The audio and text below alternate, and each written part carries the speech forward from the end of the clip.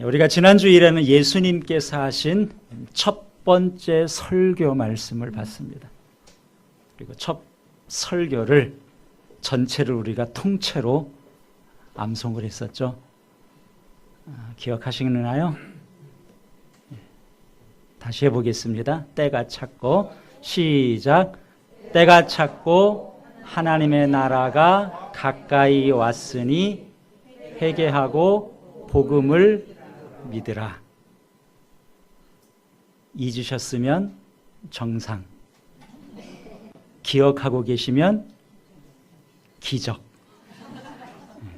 기적의 주인공들이 많이 계십니다. 다시 한번 하겠습니다. 시작.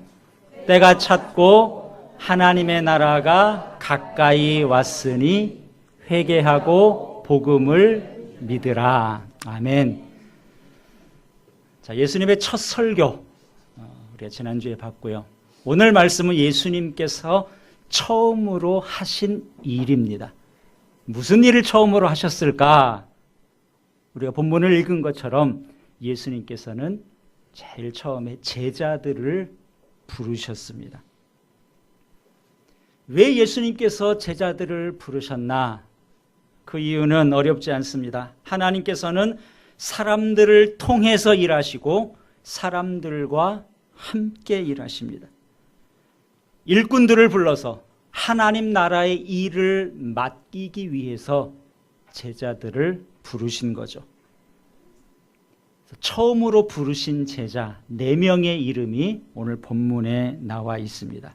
시몬과 그의 형제였던 안드레, 그리고 또 야고보와 야고보의 형제인 요한, 4사람을 불렀죠. 시몬은 베드로를 말합니다. 원래 본명은 시몬이고 후에 예수님께서 베드로라는 이름을 하나 더 주셨습니다. 그러니까 베드로하고 안드레가 형제지간이에요. 그리고 야고보하고 요한이 또 형제입니다. 누가복음에 보면은 이 두 집안이, 두 형제가 서로 동업하는 관계였다, 이렇게 밝히고 있습니다. 예수님께서 먼저 가셔서 이들을 부르셨습니다. 요즘처럼 공개 채용을 했다, 그러지 않아요. 지원하는 사람 중에, 하겠다고 나서는 사람들 중에 뽑지 않고 예수님께서 일방적으로 선택하셨습니다. 당시 수도였던 예루살렘에 가셔서 인재들 가운데 스카웃을 하신 것도 아니고요. 당시 성경에 정통했고 율법을 잘 지키고 있었던 서기관들이나 바리새인들 중에서 제자들을 선택하지도 않았습니다. 예수님이 제일 먼저 부르신 제자들, 오늘 본문에 나와 있는 것처럼 갈릴리 호수에서 고기를 잡던 어부들입니다. 왜 주님께서는 어부들을 제자로 부르셨을까? 하나님께서 사람을 쓰시는 기준을 보면은 세상의 기준과는 많이 다르다는 것을 우리가 알 수 있습니다. 우리는 그 이유를 알 수 없어요.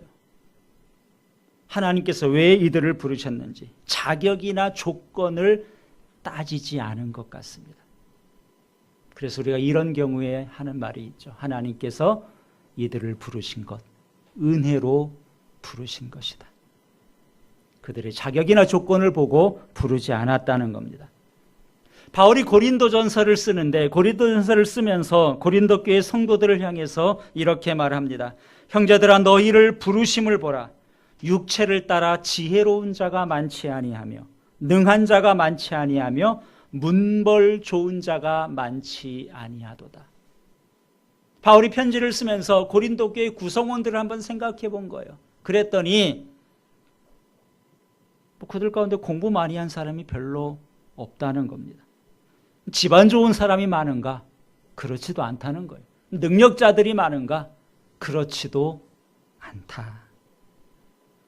하나님 나라의 부르심은 세상과는 다르다는 것을 알 수 있습니다. 하나님은 외적인 조건을 고려하지 않으시는 분이에요. 바울은 고린도전서 15장에서 이렇게 고백하죠. 자기를 부르신 하나님, 그 하나님을 생각하면서 내가 나 된 것은 하나님의 은혜다. 하나님이 바울을 부르시고 이방인의 사도라는 귀한 직분을 주셨어요. 왜 나를 불렀을까? 스스로를 생각해 보니까 자기는 만삭되어서 태어난 자 같지 않아요. 그러니까 많이 모자란, 인정할 수밖에 없는데 그럼에도 나를 불러주신 것, 그것을 바울은 은혜다. 내가 나 된 것은 하나님의 은혜라고 고백을 합니다. 그럼 우리도 그렇지 않습니까? 오늘 우리가 이 자리에 있습니다. 이 땅에 많은 사람들이 있어요. 하나님을 모르는 사람들이 더 많이 있습니다. 그런데도 하나님께서 우리로 하여금 하나님을 믿게 하시고 오늘 이 자리까지 인도하신 것, 왜 하나님께서 나를 택하셨을까? 왜 나를 이곳에 있게 하셨을까? 여러분은 그 이유가 뭐라고 생각하십니까? 그 이유를 아시나요?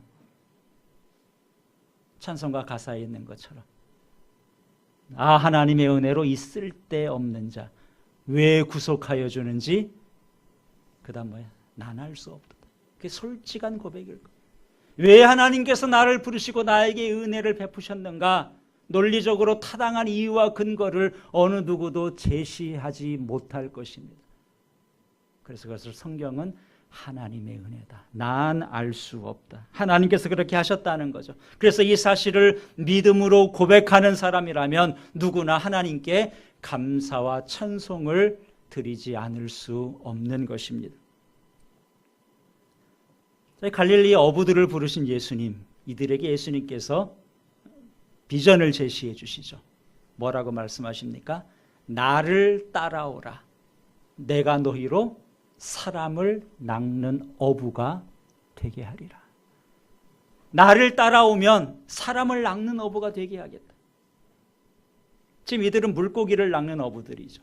물고기를 낚는 어부들을 불러서 내가 이제는 사람을 낚는 어부로 만들어주겠다는 거예요. 요즘도 우리가 사람에 대해서 낚는다는 표현을 종종 하기도 합니다. 그렇죠. 낚였다, 낚였어. 그런 표현을 하죠. 어떤 경우입니까? 좀 부정적인 의미로 우리가 사용을 합니다. 구약성경 예레미야서에 보면은 사람을 낚는다는 표현이 거기에도 있어요. 예레미야 16장 16절에 보라 내가 많은 어부를 불러다가 그들을 낚게 하며, 어부들을 불러다 그들을 낚는다. 여기에서 낚는다는 것은 하나님께서 그들을 심판한다는 의미로 사용하신 겁니다. 그런데 오늘 본문에서 예수님께서 제 아들을 부르면서 사람을 낚는 어부로 만들겠다. 부정적인 의미도 아니고 심판을 의미하는 것도 아니에요. 무엇인가요? 구원하는 일에 쓰시겠다는 거죠. 구원의 도구로 이 땅에 임하는 하나님의 나라, 그곳의 백성들을 불러들이는 사람을 낚는 어부로 그들을 사용하시겠다는 이런 귀한 비전을 제시해 주셨습니다. 예수님께서 사람을 부르시는 것, 사람을 통해 일하시는 것, 일손이 딸려서 그런 것 아닙니다. 예수님 혼자 하시기에는 너무 일이 많아서 누가 좀 같이 해야 되겠다. 세상에서 직원을 뽑는 것과 그것과는 차원이 달라요. 예수님께서 사람을 부르신 것은 우리를 위한 겁니다. 바로 그들을 위한 거예요. 그래서 예수님께서 불러주신 것은 은혜의 부르심이고 영광스러운 부르심이고 하나님 나라를 세우는 그 일에 우리를 동역자로 삼아 주시는 것입니다. 그런데 우리를 부르신 하나님, 그것이 은혜고 영광인데 이 영광은 그냥 주어지지 않죠. 주님께서 우리를 부르실 때에 우리가 그 부르심에 결단하고 순종해야지만 비로소 그 은혜가 우리에게 주어지는 것입니다. 자, 예수님께서 이 네 명의 제자들 베드로와 안드레, 야고보와 요한을 불렀습니다. 예수님께서 나를 따라오라 이 말씀을 하셨을 때 이들은 그 순간 결단해야 돼요. 내가 예수님의 부르심에 순종해서 예수님을 따라갈 것인가, 아니면 그 부르심을 거절하고 하던 일을 할 것인가, 계속 물고기를 잡을 것인가, 아니면 사람을 낚는 업으로 전업을 할 것인가. 그들이 그 순간에 결정해야 됐습니다. 이들이 어떻게 했습니까? 오늘 성경에 보니까 나를 따라오라 그랬을 때 네 사람 모두 따라갔다. 그렇게 기록하고 있죠. 예수님이 베드로와 안드레를 부르실 때 이들은 그물을 던지고 있었어요. 물고기를 잡고 있는 중이었어요. 야고보와 요한은 뭐하고 있었습니까? 그물을 깁고 있었다. 그물 손질하고 있었던 거죠. 그러니까 이들 고기 잡는 일에 계속해서 열중하고 있었던 사람들이에요. 다시 말해서 모두 먹고 살기 위해서 열심히 일하는 사람들이었습니다. 그런데 예수님께서 나를 따라와라. 내가 너희에게 이제는 사람을 낚는 어부로 만들어주겠다. 새로운 비전을 제시해 주니까 하던 일을 다 그만두고 예수님을 따르게 됩니다. 18절에 뭐라 그랬습니까? 베드로와 안드레는 그물을 버려두고 따랐다고 했고요. 20절에 야고보와 요한은 아버지를 품꾼들과 함께 배에 버려두고 예수님을 따라갔습니다. 우리가 세상을 살면서 먹고 사는 일만큼 중요한 게 없죠. 또 우리가 이 세상에 가족처럼 소중한 게 없잖아요. 근데 이 예수님의 부름에 응한 제자들을 보면은 그동안 그들이 먹고 살던 그 직업을 버리고 예수님을 따라갑니다. 심지어 아버지를 그 품꾼과 그대로 두고 예수님을 따라갔다 그랬어요. 돈 버는 일이 하찮은 일인가요? 가족을 돌보는 일 소홀해도 되는 것인가요? 모두가 다 소중한 일이죠.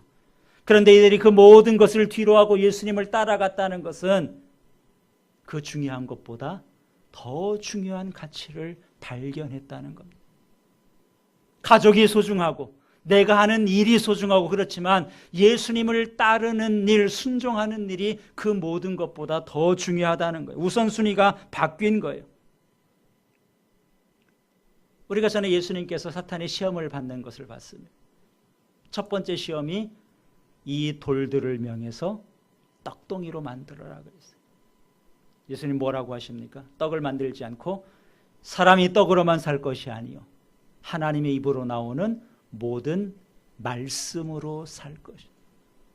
떡이 중요한데 40일을 금식하시고 그 어느 때보다 떡이 필요하지만 그러나 떡보다 더 중요한 것이 그 순간에도 있다는 거예요. 우리를 정말 살게 하는 것은 떡이 아니라 하나님의 말씀이라는 것을 예수님이 분명하게 보여주셨습니다. 이들이 고기 잡는 것 중요해요. 그러나 나를 따라오라. 내가 사람을 낚는 어부가 되게 하겠다. 그렇게 말씀하셨을 때 그들이 더 중요한 것을 발견한 것입니다. 창세기 12장에 보면 하나님께서 아브라함을 부르십니다. 아브라함을 찾아오셔서 이렇게 말씀하세요. 너는 너의 고향과 친척과 아버지의 집을 떠나서 내가 너에게 보여줄 땅으로 가라 그랬습니다.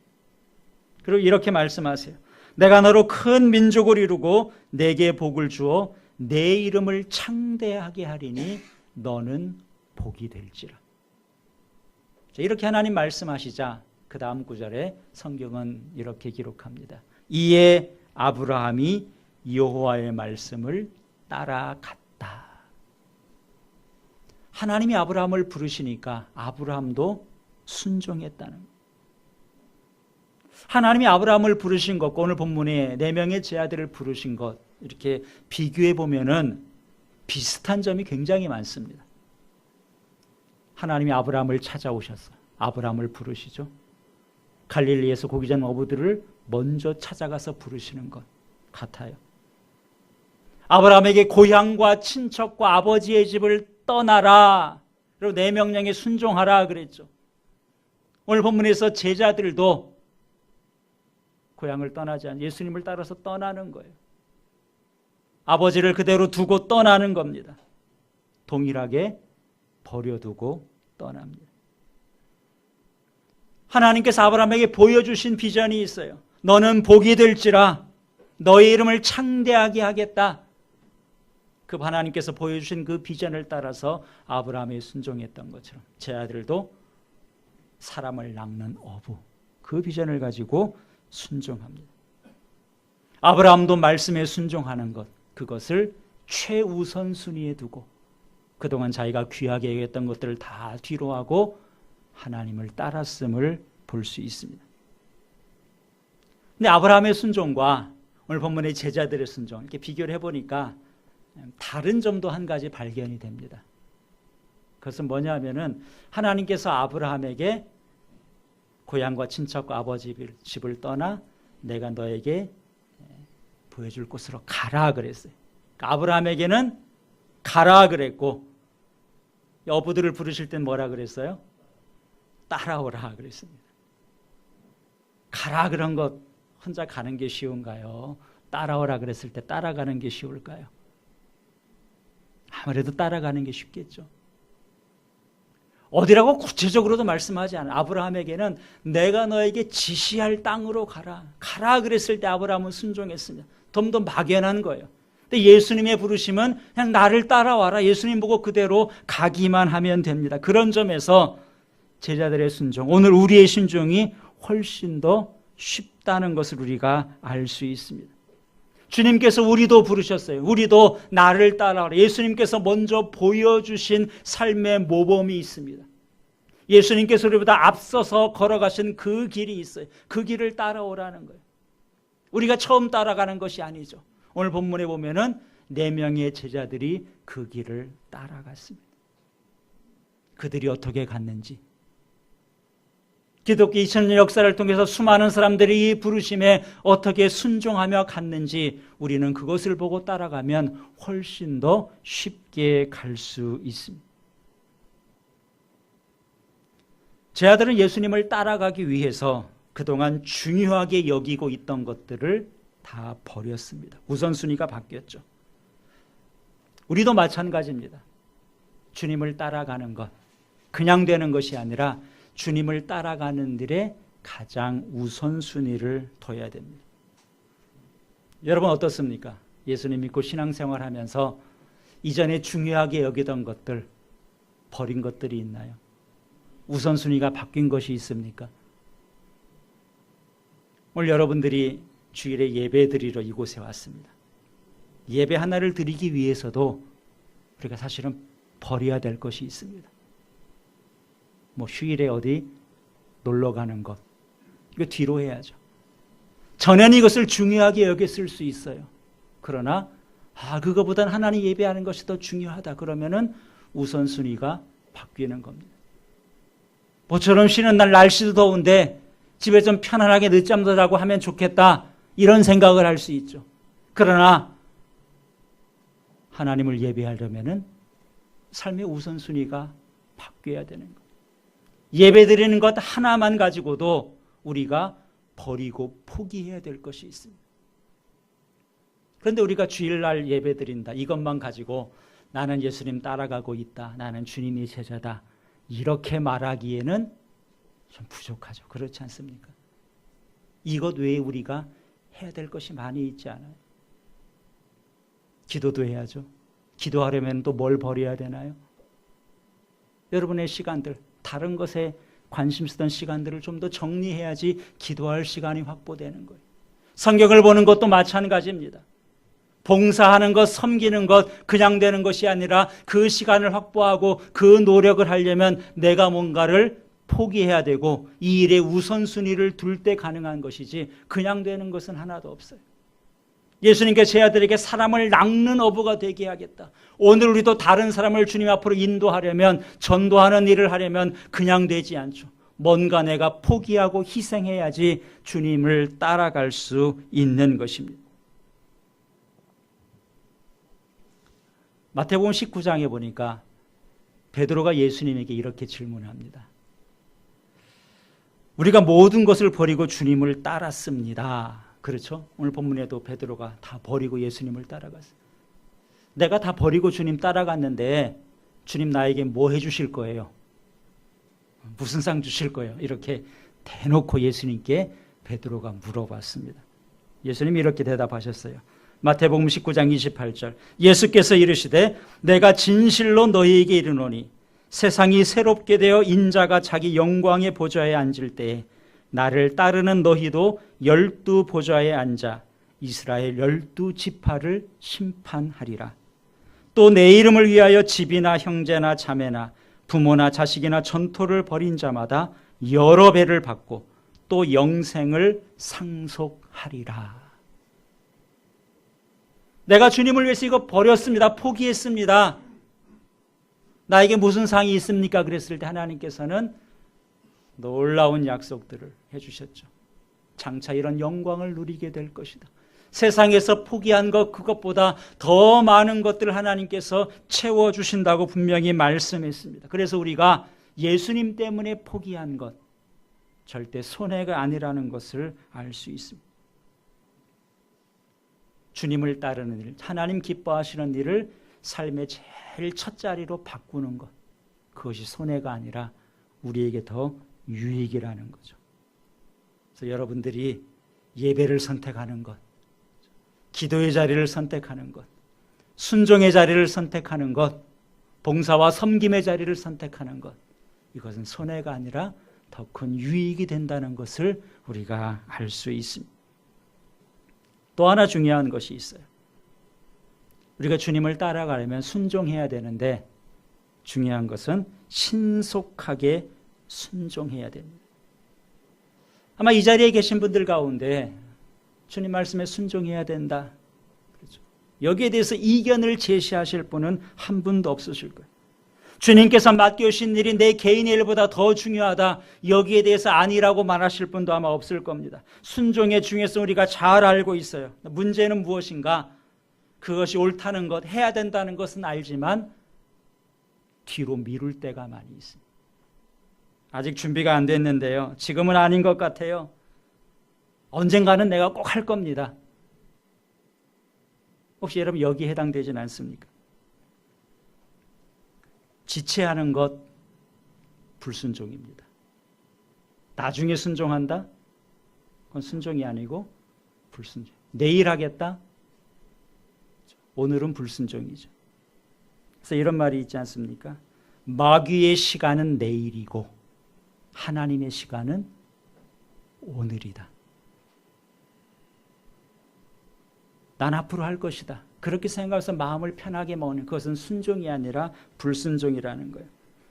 오늘 본문에 보니까 예수님의 부름을 받은 어부들, 예수님을 즉시 따라갑니다. 그럼 18절에 뭐라고 돼 있어요? 18절 같이 읽습니다. 곧 그물을 버려두고 따르니라. 20절 같이 읽습니다. 곧 부르시니 그 아버지 세베대를 품꾼들과 함께 배에 버려두고 예수를 따라가니라. 이 곧이라는 단어가 마가복음에 굉장히 많이 나옵니다. 한 40번 나온다 그래요. 1장에도 앞에도 많이 나왔어요. 10절에 보면은 예수님께서 세례받고 곧 물에서 올라오실세 그랬죠. 12절에 보면은 성령이 곧 예수를 광야로 몰아내신지라.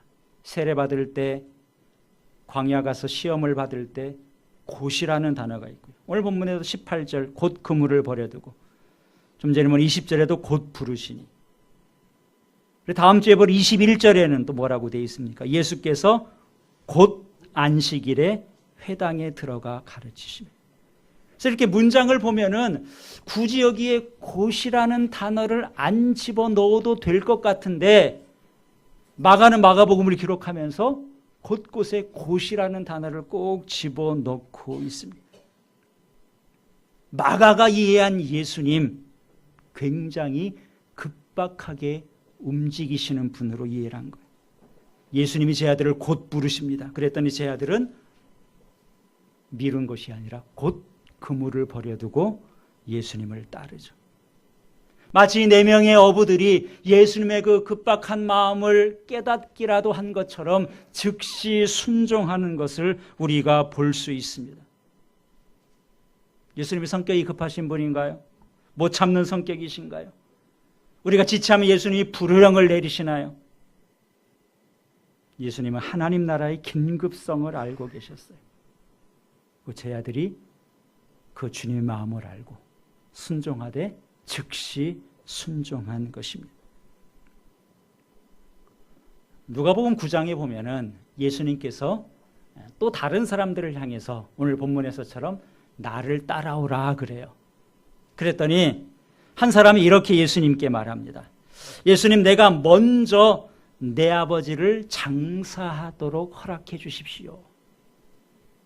나를 따라오라 그랬더니 그 중에 한 사람이 예수님, 먼저 제가 장사하고 주님을 따르면 안 될까요? 이렇게 다시 물어본 거죠. 예수님이 이렇게 대답하십니다. 누가복음 9장 60절. 죽은 자들로 자기의 죽은 자를 장사하게 하고 너는 가서 하나님의 나라를 전파하라. 그랬더니 또 옆에 있는 사람들이 이렇게 예수님께 묻는 거예요.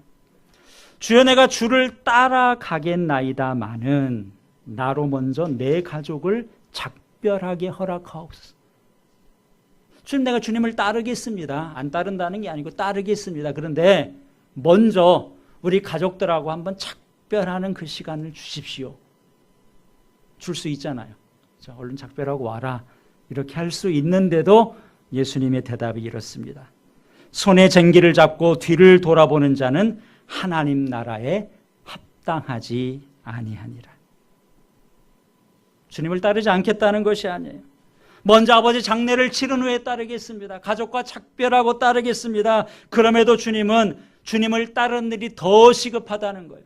여기에서 볼 수 있는 것처럼 하나님의 일에 순종하고 우리가 주님의 나라의 제자들로 살아가는 것, 이처럼 시급한 일, 주님께서는 그만큼 급박하게 생각하고 계셨다는 것을 우리가 알 수 있습니다. 그만큼 우리가 순종을 뒤로 미루면 안 되는 거죠. 우리가 마음에 여유가 있는 건 무엇이에요? 우리가 하나님 나라를 잘 모르기 때문에, 주님의 심정을 잘 몰라서 그렇지, 주님의 심정은 무엇입니까? 곧 세례 받으시고 곧 광야에 가시고 곧 제자들을 부르시고, 이것이 지금도 동일한 주님의 마음이에요. 주님께서 그러셨잖아요. 눈을 들어 밭을 보라, 희어져 추수하게 됐다. 추수할 곡식들, 우리가 낚아야 될, 하나님 나라 인도해야 될 영혼들이 많이 있고 이미 그 때가 되었다는 것, 그 시급성을 주님께서는 아셨던 것입니다. 그래서 하나님 나라의 긴급성, 오늘 우리에게도 반드시 드러나야 될 모습입니다. 예수님 당시에 이 일이 시급했다면 지금 우리에게는 더더욱 그러하겠죠.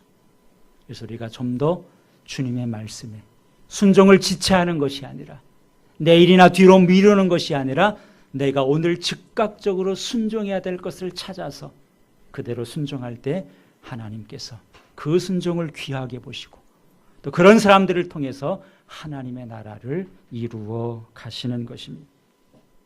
말씀을 맺겠습니다. 주님께서 4명의 제 아들을 부르셨던 것처럼 오늘 우리도 하나님 나라의 일꾼으로 불러주셨습니다. 왜 나를 부르셨을까?